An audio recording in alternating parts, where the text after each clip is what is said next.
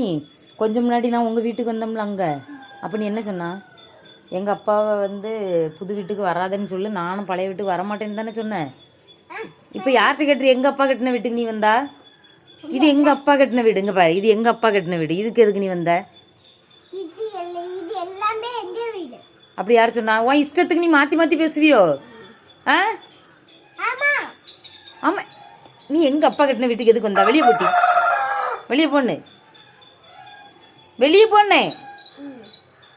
உன்கிட்ட தானே பேசிட்டு இருக்கேன். ஏன் முடியாது? நீ எங்க அப்பா உங்க வீட்டுக்குள்ள ஏத்த மாட்டேன்னா?